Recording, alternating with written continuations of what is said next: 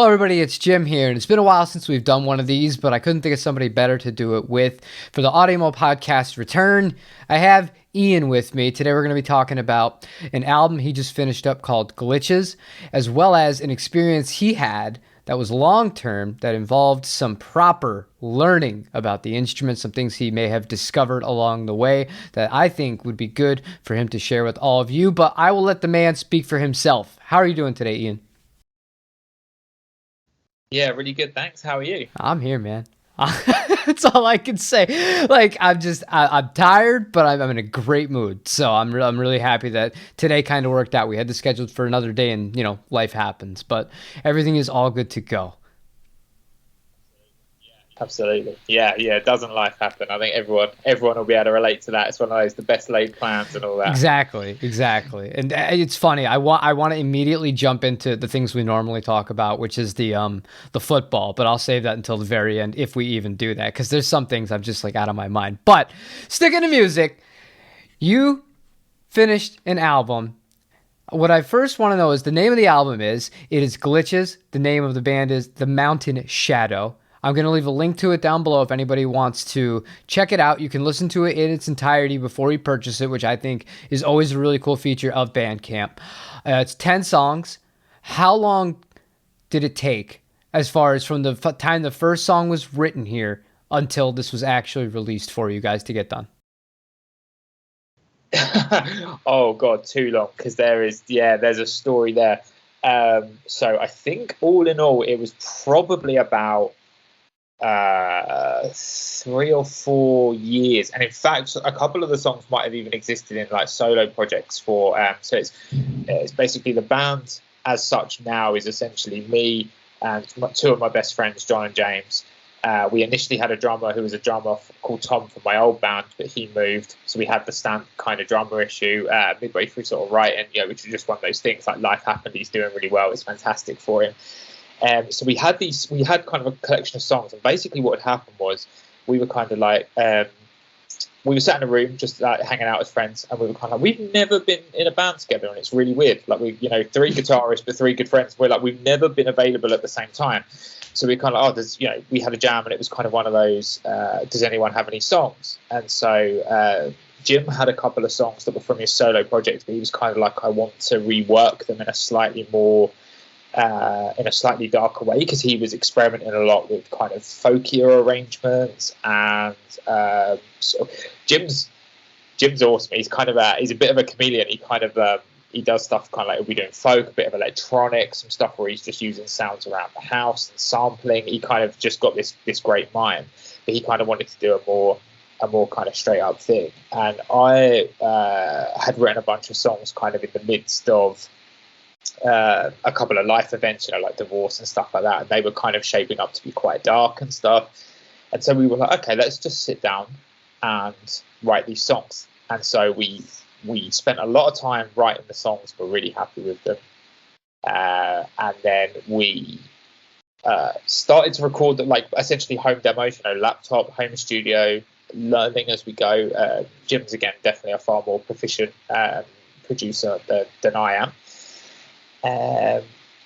Having a great time writing, arranging, using the DAW really to sort of do that, learning about how each other play, because despite being best friends, like I say, we didn't really have any experience of playing together, so there was a lot of experimenting, and then you'd sort of maybe come back to the initial idea or the simpler thing, and then what got really interesting was we the pandemic happened. And at the same time, so Jim was working from home a bit more and doing bits a bit more, and his laptop completely died. So all we had was the mix downs of the kind of guitar tracks and some programmed drums. We didn't even have like individual channels. We just had the mix down kind of. And so we didn't do anything with it for the whole kind of pandemic, really. We were kind of having weekly calls as friends just to stay in touch. And then immediately post-pandemic or towards the end of it, I can't really remember now, Jim kind of went, look, I know it's not going to necessarily be the exact sound we want, but I really like these songs and I really want to release them. How would you feel about if I just mixed and mastered what we had and just released them? And we both agreed, because we were really proud of the songs themselves, and kind of actually thought it was a cool idea to release them in that way, because it really leaned into the idea of Glitches, which was already the album name anyway, and it kind of gave that a whole new meaning. And so that's what happened. And then we finally got the album out, the fabled album out this year, which was nice. Yeah, really nice. Now, you said that there's 3 guitar players. You could kind of tell when you listen to it. What I think I already know the answer to this one. On the song "Drag Me Down," that's you playing the main riff, right? Oh, well, actually, this is the interesting thing. So that is actually Jim. Yeah. What? So that was kind of all Jim's. But it's really funny you say that, because he said to me, so originally he also did all the vocals, and then the backing vocal, he said to me, I will actually want you to do. I want to re-record, like, there's just a backing, says a backing vocal that we did re-record that was just me on top of it, because he even said this song weirdly is more you at this point than it can be. Like, he just kind of wrote it, and he sort of said, I feel at that point, he said, up until the end bit, which is very, very a kind of more theatrical, very dark ending, he even sort of joked, he was like, that and Devout was another one that he wrote and was very much like, oh, this is I know this is up your street, this is like essentially you kind of thing. So we did have a good laugh about that. So I think he's going to find it hilarious that you said that, because it's exactly almost as intended, it feels at this point. But yeah, like, That's so funny, because I genuinely thought that. I was just like, because I'm like, I know what he likes to play. I'm like, and that sounds like a very Ian riff, but what a small world. And you were talking about how what I like about this is it's not one of those albums where things go kind of straight through genre-wise, where it stays kind of the same. There is a lot of experimentation, and there's one song, "The Setting Sun," that it sounds like something I would put on with a preset that I made for my Helix, where it's very ambient sounding, and there's no real lyrics. It's kind of like that early 2000s, late 90s, like voice, like kind of message thing or clip from a movie going on in the background towards the end of the song. It makes me smile, because it reminds me of my youth and records I used to listen to. But it goes from that to like these really raw kind of electric riffs that have a lot of dirt on them, but not necessarily a lot of complications or technical playing, so to speak. And I guess just as one guitarist to another, we kind of share this. I obviously I've heard this, and I know what I've written, and you've heard a lot of what I've played too. We kind of fall into the same camp where there's not a lot of ton of flashy guitar work, so to speak. And for you, is there a reason you do that, or is it just something that just kind of comes out when you're writing? Yeah, I think it's really interesting, because I think it's kind of a bit of both. I think sometimes, I mean, I hope everyone does this, because I'd feel less alone. But I think there are times when I think I sit down, and I've done this before, and every time I've done it, it's not worked, or I've doubled back, where I've sat down and gone, I'm going to write something that actually shows where I am on guitar and try and be flashy. And then the song just sucks. Like, every time the song just sucks. And I think the truth is, though, I was having this conversation the other day, and I think again with this project, it was really interesting, because we've all got such different backgrounds despite being best friends. But I think what we all kind of settle on is we grew up with some kind of punk at heart. So it was all very simple, fast, and then we've got a bit older and kind of slowed it down, but the simplicity has kind of remained. And I think an ethos between all of us, and again, I don't want to completely speak on their behalf, but certainly for me, is I think I want everything to serve the song. And I think there's other ways you can experiment without being flashy. And I think one of my biggest joys in playing music, full stop, in any genre, is when you get 2 or 3 people playing simple things that just fit together or interweave and create something that's greater than the sum of its parts. As cheesy as that is, I think there's so much more joy for me in that than there is in just shredding. Like, shredding's great, and to be honest, I think particularly at the start of my writing songs, it was just simply I didn't have the ability. Like, you know, so I was working with what I had. I think now I'm at a point where I could practice it and potentially do it, but it would still feel somewhat disingenuous. I'm kind of a person who really likes kind of a good heavy riff or a good ambient riff, you know, with a plenty of space. And so I kind of feel that is a signature of who I am, regardless of what genre I'm playing or what kind of the song is. So I think it was definitely an intentional thing, particularly as we were doing this. And I think where some of the songs are kind of darker in subject matter as well, I think then if you just go all out flashy, it kind of contradicts, which might have been interesting, you know, but kind of contradicts the core message of the piece. So we just kind of, yeah, it didn't come to pass. There was some weird stuff experimented with, but it just made us laugh, and we didn't think that was that appropriate for what we were doing. Maybe next time. Yeah, maybe next time indeed. You guys are working on something else now going forward, and you've said some exciting things about it. And one thing that's really important that I feel when you're working with other people is everybody somewhat being very close to being on the same page as much as possible towards the philosophy of not only what you're writing, but how you intend to record it. And it can get really dicey especially because we're older, you know what I mean? Like, we're not old, but we're older as in, like, we don't have the free time we did when we were in our 20s because we have other people to look after and look out for on top of, you know, the normal struggles of day-to-day life. So we don't have the free time that we once did. When you find somebody who's willing to work well with you and also has the same kind of like philosophy, like we were just talking about, you were mentioning the drummer of this band is fully on board with tracking things in a much more professional manner and getting equipment upgrades specifically for the purposes of recording. Not just, I need like a new set of dark cymbals because it's going to work better, or perhaps I'll get a new snare drum, because I've been down that road before, and things like that. Just like intentionally really devoting towards the end goal here, and then eventually studio time and proper mixing and mastering, as far as, you know, paying like a real legitimate professional to do it. Do you have any sort of time frame for when you guys hope to have that done? And also, is that something that you actually really feel appreciative for to have? I mean, definitely appreciative to have it, yeah. And it's really interesting. So I started, jamming with Tom, the drummer. He's also, every drummer I meet seems to be called Tom, so it's a different Tom from the one I mentioned earlier.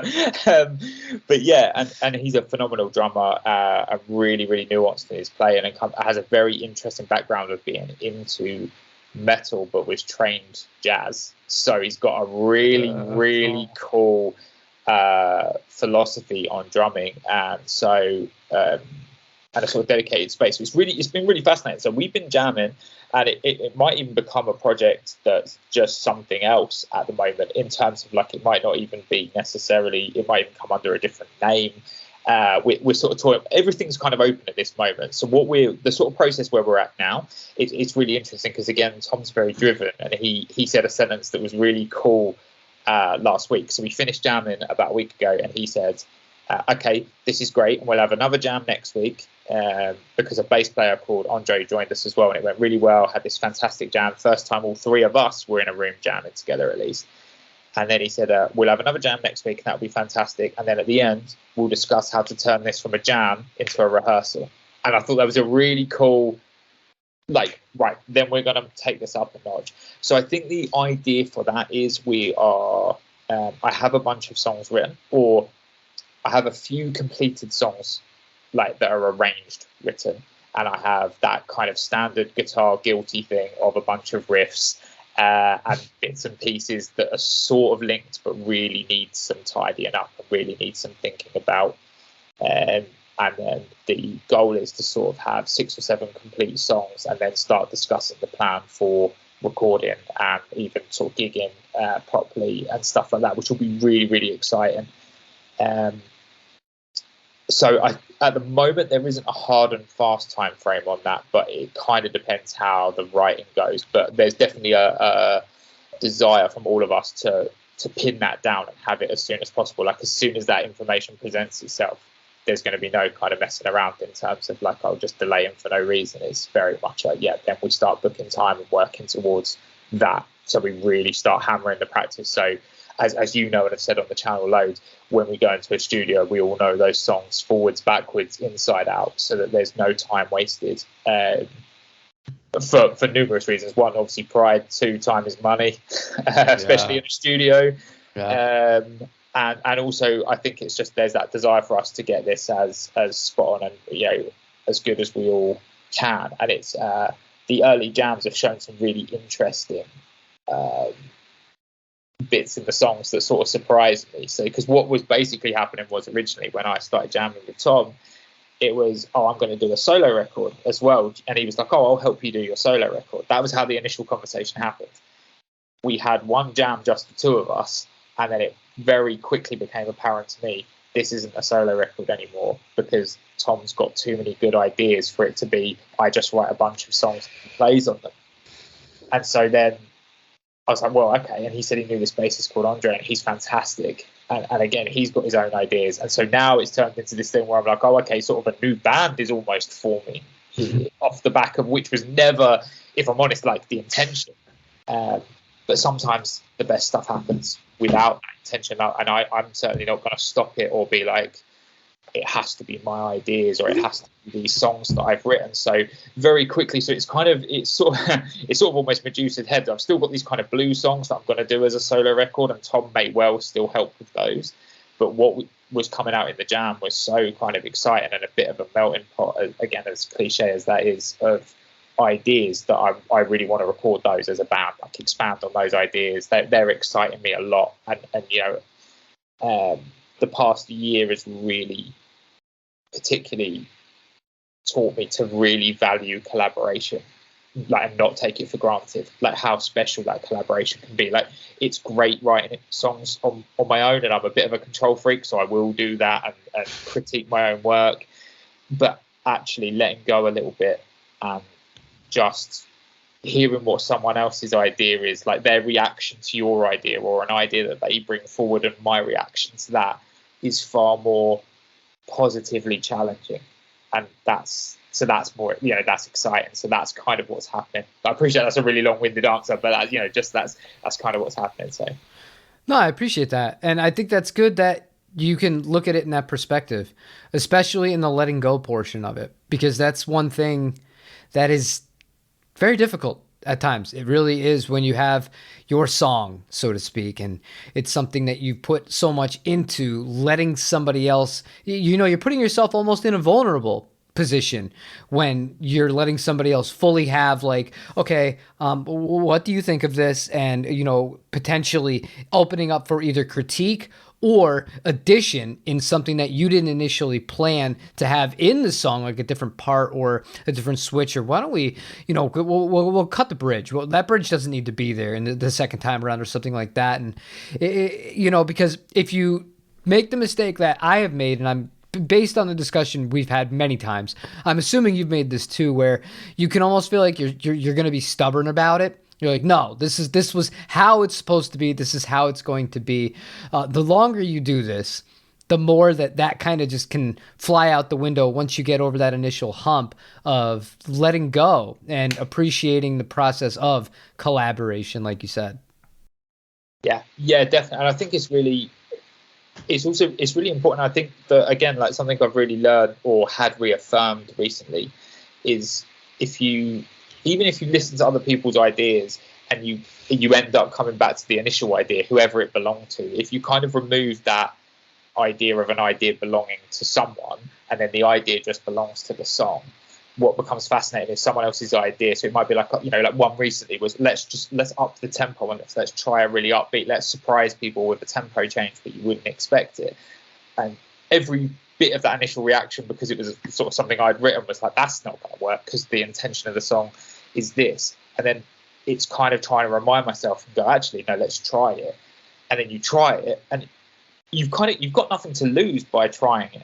Like that's the thing as well. It doesn't necessarily mean anything. Any idea that you try has to stick. But if you try more ideas, the one you stick on, you're going to be more confident in as well. So even if it ends up being exactly the same song. So I'm just trying, and it is so hard, especially when you've written a more complete song and you've got this thing. And that's where communication comes in as well, because I think if you communicate the idea of the song to someone, at least they're interpreting the idea of the song as well, which I think is always helpful. I think sometimes if you're just like, I've got a chord progression, but you keep the lyrical content or the tonal context to yourself in terms of what you want to convey to an audience or whatever, then someone else's, and then you sort of knock back someone else's idea because they've said something. You haven't given them all the information either. So as much as it's scary and vulnerable, I think sometimes it's like, okay, I've written this song, I haven't got completed lyrics for it yet, but actually the idea of the song is kind of about this. I want to transmit this message to the audience. If you are forthright with that information from the start, someone else will interpret that a way you might not, and you're going to end up with a better song. Like either way, whether it's the same and you're just more confident, or whether they've got a better idea, you're going to end up with a better song. And better song is kind of the goal, right? Like, It should be the goal. I'm only laughing because it's so different now when I write with my wife. Like I'm thinking of the last like 5 songs we've written. It's a blessing and a curse doing this YouTube thing, because I get in, so many different guitars to play, but everything that's in common, there's one thing that's constant with all of them. I will be playing one of the new guitars through the amp, and sometimes something will just come out. I don't know where it's going. I have no idea. I don't have a plan, but she'll start singing. And all of a sudden, based on how she's singing a verse, I'll immediately, like on the fly, think of a chorus. And like 90% of the time, that's what ends up like sticking. And then it's just working out the small details. So my philosophy on writing right now with my wife is so polar opposite to that, because I don't often sit and really write out the way I used to, in the traditional way of just like, okay, I'm going to sit, I'm going to play. And then sometimes songs come out and you're like, oh, I really like this. And you really just like, you do everything and you arrange it. I still love doing that and the idea of doing that, but it's just different for the change of pace. And again, I think it's taught me a lot. And also because of, applying theory and all that, and then being able to let go and be like, all right, well, she's going to take care of this part. I just have to then play off of it and then use the theory that's in my head to guess where I'm supposed to go next. And when it hits, it really hits. When it doesn't, it's just like, okay, we'll try something for the next time around. We'll play the same verse that did work and go from there. And that kind of leads me to a really good transition point here. First of all, we have not talked about any gear so far. I want to give you a pat on the back for that, because that's really good. And I know a lot of people, that's all they really want to talk about. We're not going to talk about it yet, because I want to talk about the second main issue. Well, not issue, but the second main experience that you recently had. Now, can you give just a quick rundown of a summary of how long it was, what exactly you did, before we get into any specifics of, what you took away from it? Is this about the course, yeah? Yeah. Yeah, so as part of my degree, so I do a degree through Open University. This year's module, which is like the equivalent to the final year at university, was in partnership with Trinity Laban Conservatoire of Music and Dance. And so it's also a standalone certificate, but as part of my degree, it's currently called the Certificate of Practical Music Making. It's about to change its name to, I think it's Creative Music Making from next year. And it was basically a year-long course that was still predominantly online, that was performance-based, but covered aspects of writing, arranging, composition, performance, collaboration, and involved a week-long residential up at the Trinity Laban, which is a beautiful building next to the Cutty Sark in London. It's the old Naval College for anyone who knows London. So that basically involved a completely different. It was a completely different change of pace for me. Let's put it that way. It's quite a prestigious university. It works very different ethos to me. It's all a lot more theoretical, and the musicians they have there are utterly phenomenal. So it was a real pleasure to be involved. But yeah. And at the end of it, you had to have a final performance for a composition, right? Yeah. So we had so basically the week-long residential. It had like workshops, seminars, and then we got put in 4 or 5 ensembles. I think it might have been 5. And then at the end, that was on the Wednesday.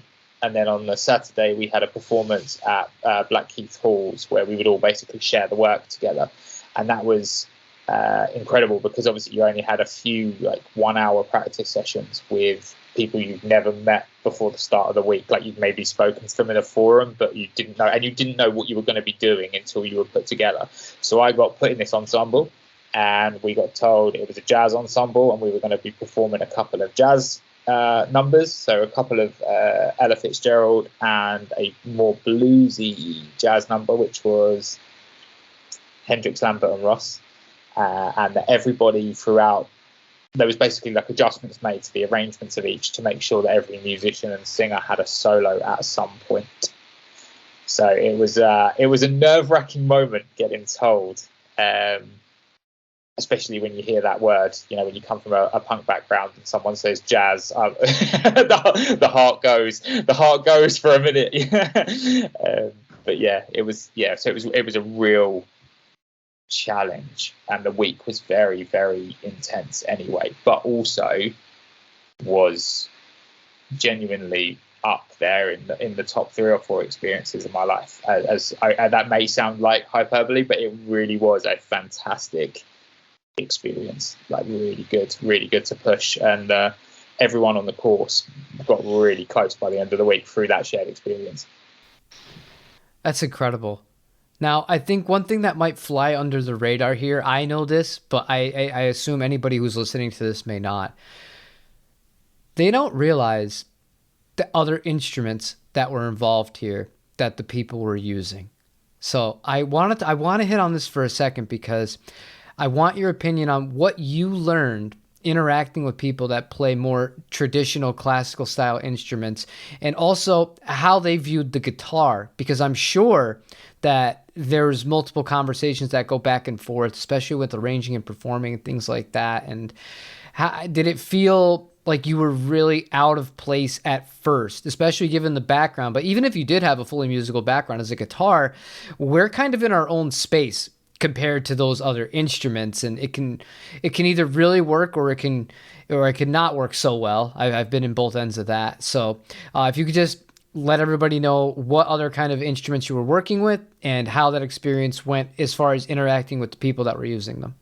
Yeah, that was really phenomenal. So, I mean, my ensemble was fairly, was a bit more traditional sort of in terms of the jazz. So we had, I was the guitar player, we had a drummer, a bass player, who had a fretless bass, who was awesome, a saxophone player, a pianist, and 4 singers.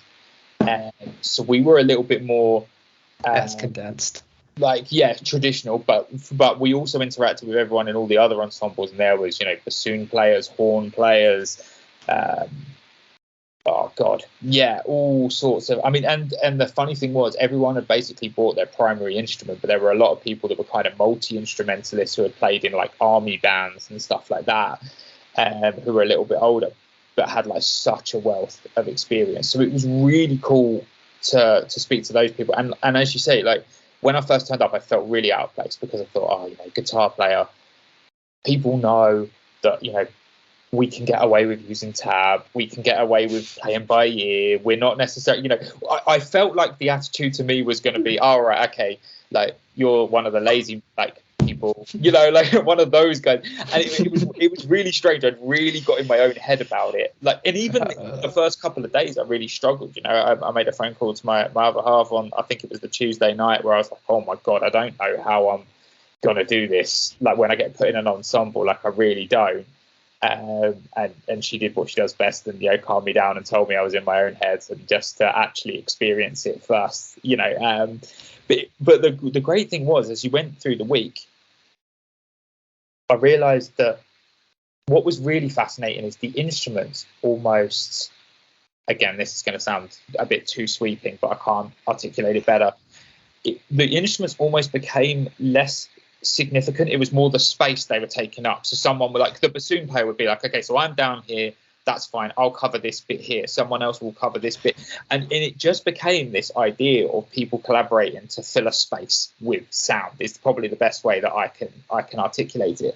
And then that became a much more level playing field, as did the typical experience of, so I'm sweating, my palms are really sweaty, I'm first meeting people, I'm anxious, I'm in this beautiful building with this ridiculous like equipment and these well-spoken people that are sort of tutors, and I'm thinking, oh my goodness, I'm just a commoner in amongst the elites, was almost how I felt.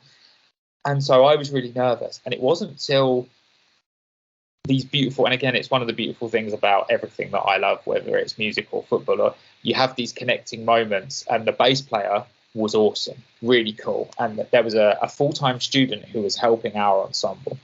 So, and he was a bass player too, plays for this jazz band, and they do a lot of improv stuff, and he's incredible. And I turned to the bass player and I was like, I said, I'm really sorry, I'm not playing very well, clean. I said, I joked about, I feel a bit lost without my gain. I'm just a punk guitarist. I said, playing for a twin reverb, really, I'm all of a sudden exposed. Tried to sort of make light of it.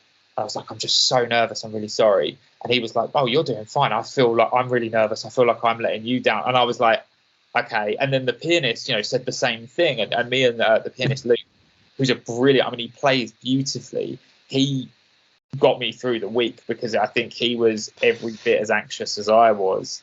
And so we kind of took each other's anxiety and tried to help each other through it. So it's almost that thing where you're managing someone else rather than yourself, but that's actually kind of easier in that moment. And it wasn't until I looked around and realized everyone was feeling the same. And these people who were, much better sight readers than I am, much more proficient musicians than I am, much more experienced musicians than I am, were all saying the same things in their own conversations. And in that moment, kind of realizing, okay. And then it all boils back down to what it actually is, which is working together to get a song communicated to an audience, to the best of our ability, and then you start breathing and relaxing into it. And in that moment, that's when you can, be that bit more, that creativity comes a bit more naturally. And obviously everyone was crazy nervous for the performance as well, no matter how well practiced you were. But it was just the most supportive environment. It was really, and it was nice to be amongst so many human beings. As silly as that sounds, like it's the first time since actual school, which was a lot longer ago than I like to admit now, that I was around, 20, 30, 40 people that all felt the same as I did, but were supporting each other through it. And there was something really, really special and unforgettable about that experience that then got me to that performance, which was great. And to be fair, the ensemble leaders were all fantastic as well. They were a mix of kind of tutors, and actually the ensemble leader that I had, I'm really glad I didn't Google her before I finished the week, because she's just released, funny enough, her debut album last week, and she's a beautiful singer. Like, her voice is fantastic, and she sings, her description of herself is she sings soul in the house that jazz built. But she's got like a lot of followers, so I think if I had looked her up, found her Instagram, I would have been terrified of every word she said to me. I genuinely think I'd have just gone in with myself. So I'm so happy. So I guess another thing I learned, for anyone who can resonate with it, just don't look people up on the internet until after. Just never do it, because I think that could have really derailed my week, if I'm honest.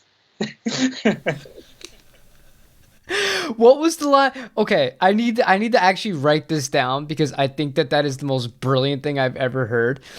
Soul built on the house from the house of jazz. So she says she sings soul in the house that jazz built. It's the way that she did it in a Radio 1 interview. That is so good. How good. And that was the other thing that I learned, that we've had this chat a little bit about how hard it is as a musician to, and again, I know it's a bit of a dirty topic, but market yourself or discuss yourself, or what, to bring to any value that you bring to a musical conversation.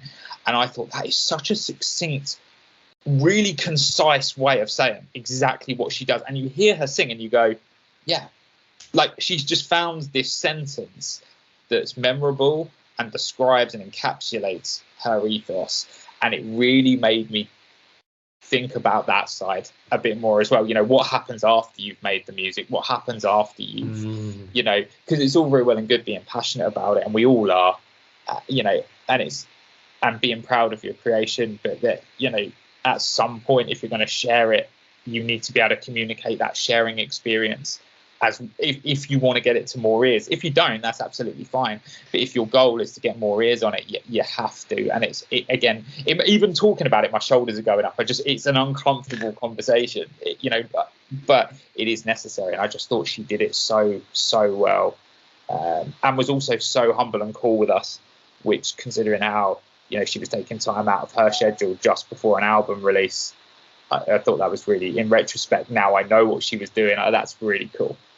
Yeah. Isn't it strange how we are the only kind of group of people who will willingly put in tens of thousands of hours and years, and in some cases, and this isn't just exclusive to guitar, people think instruments that we buy and our little pedals and our little amplifiers are expensive. Compared to some classical instruments, it is laughable how inexpensive everything we do is, even when we do it in excess. However, with that point being said, wanting to make money, feeling guilty about asking people to support you, feeling guilty about pushing yourself and marketing yourself is something that I've also lived with for a long time. I've hated it. I can't even think of, like, even just doing this silly YouTube channel, the amount of missed opportunities because I felt weird or I didn't want to do it that I've probably had financially. I don't like it. I don't like the topic. I'm the same as you. I'm just like, I think it's gross. But at the same time, if you're just doing this for a hobby, even, I think you're still looking at it wrong to be like, okay, well, whatever. If it is what it is, then whatever. If you're actually making songs, if you're just playing and whatever, you're never posting or recording anything, then who cares? You're not looking at it in the same light. But once you start actually creating things and really putting in that time and that effort and that care and that passion to a physical either product, whether it is an album or record or anything like that, or a performance that somebody can pay to come and see you do, I think it's so foolish to not invest something into letting other people go into that. And that's part of the reason I admire Corey Wong so much, because I don't know how he does it, because it comes off as genuine, because it really is genuine, and he's somebody that does understand the business, but it doesn't come across as so like corporate or like, oh, is this a sellout? This is that. And I truly envy people that can do that have the abilities, that do have these amazing songs, and then can step up and say, like, this is where it is. Like, I need you here. This is what it's at. Like, I still haven't found it myself, and clearly you haven't either, because even just talking about it, you were just like, you felt dirty. This is like you're supporting City for a moment. Yeah, it's that kind of, yeah, exactly. It's that kind of thing.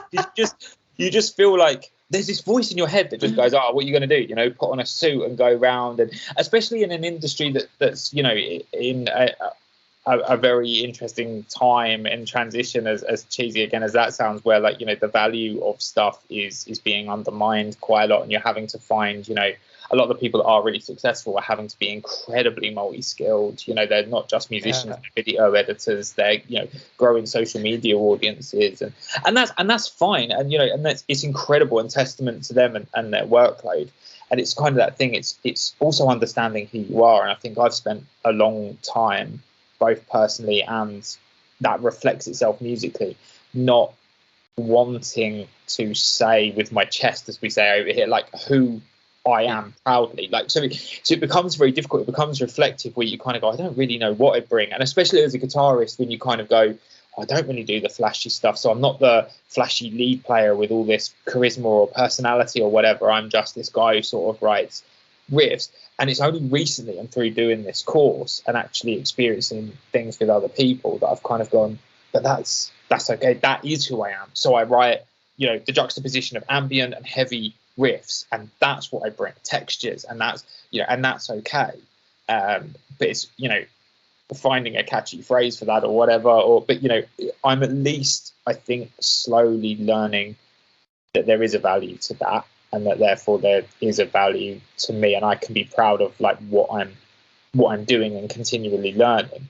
But I think it's very difficult, especially if you consume a lot of media, that like music, guitar media is particularly interesting, because again, there's that comparison is the thief of joy, because you'll sometimes see someone play something so ridiculous, and you kind of then look at the instrument and kind of go, what am I doing here? Like, I can't. Like someone goes and listens to like John Gone play Passion Flower on an acoustic, and I pick up an acoustic. I'm like, why am I bothering? Like, it's just like, who's going to listen to me when this guy is doing that? Like, you'd be like, I'd think you'd be insane. And then this is the interesting thing. And the ensemble leader, her name's Cherise, and that's her artist name as well. She said to me, she was really funny because she was a bit like me. So she's not from an affluent background like a lot of their other tutors were, or she's at least not well spoken and stuff. So she made a big joke about that. And she said to me, right, she caught me on the first day turning the amp down because I didn't want to hear myself while I was trying to work stuff out. And she just came over, smiled, turned it up and went, if it's going to be wrong, it's going to be strong. And that was just like, that's literally all she said to me, and then just smiled and then walked off. And then I tried turning it down one more time. I think it was the next day. And then she literally came up to me and she just went, if that amp goes below 5 again. And then she didn't finish the sentence. She just smiled, like, because she knew that we had a rapport or whatever. And I was kind of like, okay. And so that was it. So even though they were long days, I just when we went back to the hotel, I was just practicing the chord changes, because I was like, right, even if I get it wrong, I want to have the confidence. I want to put that forward. And so, yeah, so I was having this great time, but it was just really funny. And it was, again, it's something that really stuck with me, because she was just very much like, it doesn't matter. Like, everyone gets something wrong. Like, stop striving for perfection. It's not real, and sort of the more, she elaborated to that kind of, ilk as we went on. But her short sentences, she had a real gift for just saying one thing that could really put everything in perspective. So it was great, and that's kind of that really got me to the performance, and that was super nerve-wracking, because that was in front of the whole, basically like a lot of the music faculty from Trinity and from the Open Uni. So there was a lot of like very experienced, very professional musicians there who were all super supportive, but in the moment of anxiety, and I think this is another thing that's quite important, in the moment of anxiety, it almost doesn't matter in that moment how supportive the environment is, because you're in your own head, and that's the problem. It's not the external. The external thing at that point is almost just a blur, isn't it? You're like your sort of camera focus is almost on your own little world crashing in on you. But again, that just shows you care, in my opinion. Like, that's the thing that I've sort of learned, is that I need to manage it better. And it was the first time I'd done anything, it was a completely new experience in terms of being that out my comfort zone. But the way I kind of got through it, aside from having great support there, was that's just me telling myself I really care about this situation. And then it's me elaborating on that in my own head and saying, you practiced with these people, you went back to the hotel late at night and you still practiced yourself. Like, you've pushed yourself, you do care about this, trust that practice, because there is no substitute for it. You didn't try and take a shortcut, you just practiced. And even though I knew that my brain would probably dump half that information immediately afterwards, because that's an unfortunate skill, if the wrong phrase, but I have an ability to take in information for a short period of time, relay it in exams, for example, and then forget about it. But actually retaining learned information is difficult for me, so it's something I'm sort of working on. So I just knew, and then in that moment, after the first, I sort of got about 30 seconds into the first song, and someone filmed it on their phone, because we were allowed, like, partners were allowed to come, and one of our singers, her other half, filmed it. And you can actually see my shoulders go down about 30 seconds into the song, where clearly that's the moment I can physically see where I've just remembered, oh, I love doing this. I'm actually performing music, like, in this moment, And that's when it sort of becomes real. And then, the performance went went really, really well, which obviously it could have still gone either way, but I'm happy to say it went really, really well, which obviously helps things. And it was just such a buzz, and seeing everyone else's performances was amazing as well. And they were 5 very different ensembles. From sort of, we had a jazz one, there was some people like reciting poetry over folk instruments. There was there was all sorts going on. It was really fantastic, like really good experience. Isn't it? When you're talking about this, there's one thing I can relate this to people that do not play music, but perhaps played a sport. It's just like kicking a penalty. It's just like it. You could sit and kick 1,000 penalties on a pitch with nobody there, and whatever. It's not a big deal.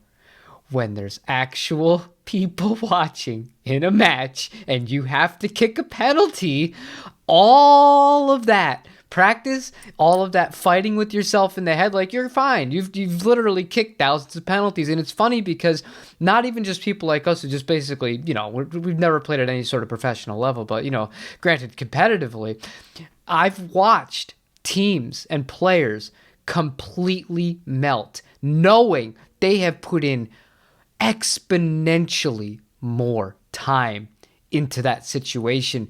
The ability to get out of your own head. Well, think of Spain in the last cup. They completely folded. Nobody on that team could kick a penalty, but it's not for a lack of preparation. It's just sometimes if you do let that anxiety get a hold of you, or you're just unlucky in the case of football, I mean, you can not only lose the moment, but something you don't have to worry about in music, which is great, is you don't win or you don't lose. If you screw something up, it's not the biggest deal, but you can really take that, and as you said, it can be really really tight, intense at first, but once it starts going, if you just remember that, that's such a good message to relay to people, that you do eventually gain control back of it. And it is a great feeling. And then you can enjoy the experience and enjoy the performance. And I'm sure that as tough as those first 30 seconds or a minute were, it was well worth it. And that, we've talked about how you felt about this course many times. So it's something that really meant a lot to you. And I think you gave people a lot of really good advice with all that. Yeah, thank you. Yeah, I mean, that's kind of it, I think. I think that's why it's exciting to talk about as well, because it isn't stuff that you necessarily have to do a course for. But I think it's all those feelings are kind of common, like any sort of focusing in on any skill. I mean, it also gave me the ability, the course, to practice in a very specific way. And I think obviously, there's a lot that's said about practice. And obviously, if you've got more specific goals that are more measurable, again, as cheesy as that is, you can see progress better, and that helps you avoid plateau. But also that idea of, there was a lot more experimentation than I expected throughout the course. And again, another really interesting thing about that psychologically is it's very much based on my own judgment, because it's a prestigious university and because it's in a nice building. I sort of thought that it was all going to be like really hard theory, very strict, very dry, very disciplined. And then what I actually got was a lot about mindset, a lot about creativity, a lot about being experimental and supportive. And that wasn't what I expected at all, but in the best possible way, And I think that the lesson in that is similar with the anxiety. I think sometimes in our own head, the only way I sort of think about it now is we put ourselves on a roller coaster going up. And that feeling before you go, where you kind of go, I'm not in control of this. This cart is moving slowly up. The guy's down there, so I can't get unstrapped from this now. Like, I've just got to go, like, at a point. But we've created, like, I particularly am guilty of creating that scenario in my head where I'm like, oh my God, I want to get off this thing and I can't now. And I'm panicking. And then once you go over the hill and you get the adrenaline rush, it's absolutely fantastic. And you wonder why you were ever panicking in the first place. But it's that might, your own head can really be your own worst enemy. And I'm so guilty of that, because I will always dream up, worst case scenarios in my head because of just sheer fear and lack of trust in myself at times. And so the course has been a really, really interesting experience, because it's been teaching me a lot more about my mindset and my trust in myself and things that I need to correct on that front. every bit as it's been teaching me about how to, or more effective ways to practice my instrument, or valuing myself or my instrument. So it's been a real, again, for a cheesy term, but a real journey, on it and with people, but realizing that so many people are going through exactly the same journey, even if you think they're so much better than you. That's really a really nice thing to think, because it levels that playing field a bit. It's a uniting thing, and I think a lot of people, we always assume the guy next to us is doing better, or girl next to us is doing better, or not feeling the same way. And sometimes they just haven't spoken up about it. You haven't spoken up about it. And if you do, you get each other through it. And I think that was a huge factor that I can't recommend enough, especially if you collaborate with people. That was beautifully said. And I was not laughing because of your fears. I was laughing because you summed up every single time I anticipate getting on an airplane. That exact same thing happens in my head, which didn't used to happen. I used to fly around this crazy planet. Nowadays, if I have to fly 2 hours away, I'm like, you're going to go up in the air. You have no control. What if I want to get off? I can't get off. Am I going to jump off? What if they have to emergency land the plane? Every worst case thing for the most mundane things. So I was only laughing because I'm like, he's talking about this with performing. I'm like, dude, I struggle with this crap with everything. So I fully understand what you're saying. But overall, I think this is all very, very pertinent advice, and talking about it like you said. And I try to make a point of doing that as well. I think it's extremely important to talk it through, because if you can even if you're just talking it out loud to yourself, sometimes you can have like that click moment of like, this is ridiculous. Like what you're doing is like you're making a situation that could potentially be really enjoyable into something that's, a burden, or something that could ruin you or embarrass you or scar you before you've even given yourself the opportunity to experience it. So, anything that you could do to work through it, I think is good. Yeah, definitely. And I think that's the thing. I think the steps as well, I think sometimes, again, I'm really guilty of this. So I'm saying this knowing full well that I need to get better at it. So it's more a reminder to myself, but it's presenting the solution, not the problem as well. Like if the thing that makes you the most nervous, if in the context we're talking, is performing in front of people, then perform in front of a small amount of people, which I actually find worse, especially if you know the people. I find that more nerve-wracking. Far worse. But, I'd rather perform, I've performed, again, in front of largish crowds of people that I didn't know, and that was far easier, because when you're in front of 2 or 3 people who you really care about, you really want them to like it. It's sort of a logic thing. But if there's a way, perform in front of a few people, or at a more informal setting, like what Rafa's done has been brilliant. Do an open mic night first, where, with the greatest respect, you're not the reason everyone's there. So then you can't let anyone down, because someone else is just going to get on it next. Just to get yourself into that point where you kind of go, okay, cool. Like now perform to the next group of people, or, and the other solution again that comes out is 99 solutions out of 100 is going to be more practice. And we all try and avoid it, and we all try and avoid it with the shiny gear and stuff like that. Or maybe, I've been really guilty of it, especially maybe if I just turn the gain up, it doesn't have to be played quite so well.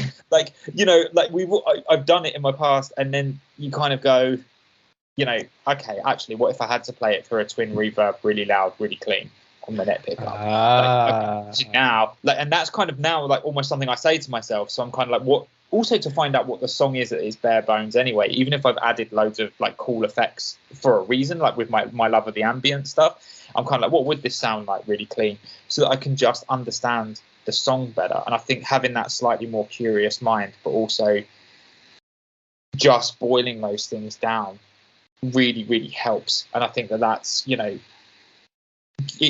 helps you define or refine your practice. And I think, practicing more effectively, you're then going to trust yourself more. And another sentence that I've started saying to myself, and again, I don't want to turn this into a cheesy mantra thing throughout the whole, but really inspired by the ensemble leader, was I now just say, if I don't believe me, why should you believe me? As an audience member, I have to see value in myself, in my performance, because if I'm performing and I clearly don't value myself, how the hell is an audience going to go, oh, well, this is, the chances of an audience really, really get it. It could still happen, and don't get me wrong, I'm sure it has happened. But for me, how to calm myself down, and it's be okay, well, up here you're performing that, and that's a word with a context. Performance is a thing. So and it can be a number of things that's creative in its own right, similar to how actors perform or whatever. So go and perform, even if you're, be as authentic. I like to be as authentic to myself as I can, but go and perform, but believe yourself, and it's far more likely the audience will have a good time and believe you as well. And then everything else is kind of geared to, okay, the next question is then, how do I believe in myself? Okay, more practice. And it can be a web, and I'm not saying it may be the ultimate solution, but up to a point, it's working for me in terms of, and I think finding those things. And that's what the course has really helped with, to be honest. And the people on the course have really helped with, because obviously the more you talk to other musicians openly about stuff, and particularly musicians who don't play your instrument, I think that's fascinating as well. Because like you said, we get stuck in a little bubble as guitarists sometimes with our own little kind of nuances and things, where sometimes you talk to another musician and they can say something far more simply that you can apply to your own practice, because you've taken the instrument out of it and just got down to the core issue. I think there's a lot to be said for that, I think, as well. Well, I don't have anything to add to that, because I think that was truly, you hit pretty much everything that I could ever add on to as far as that topic goes. Practice, practice, practice. Ian, do you have anything you'd like to wrap up with before I give your album one last plug? We get going here for the day and take care of our little running around children. Yeah, exactly. No, I think that's it. Obviously, it's just been a pleasure to chat as always, and I hope I haven't rambled on too much. But it's just always great to chat music. Always great to chat about what I've been up to, and to be honest, it's always great in the Discord and stuff to hear what other people have been up to and what they're creating, or what their opinions are and stuff. So it's nice to have that community around what we do.